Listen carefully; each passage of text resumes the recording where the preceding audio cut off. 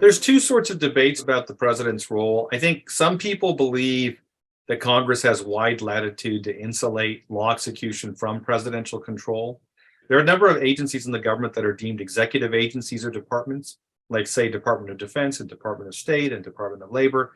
And then there are other agencies like the Securities and Exchange Commission, the Federal Communications Commission, the Federal Reserve, that are deemed independent agencies. Now, it turns out both sets of agencies, executive agencies and independent agencies, enforce the law.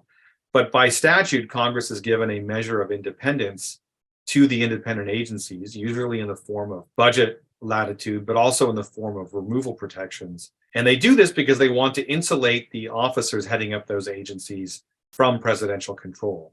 So even though the Constitution talks about three branches of government, right, the executive, legislative, and judicial, there's this sort of fourth branch of government composed of independent agencies that are deemed to be doing administration rather than law execution. There's some coordination with the executive branch, but they're clearly not as tightly knit with the executive branch as, say, again, the Department of Commerce or the Department of Labor. So that's one constitutional question that's still up in the air. The Supreme Court hasn't quite decided that. The second constitutional question is, to what extent can Congress give its legislative power to the executive branch in the form of delegations of lawmaking power, right? So, for instance, Congress has authority to set taxes. Congress has authority to regulate commerce.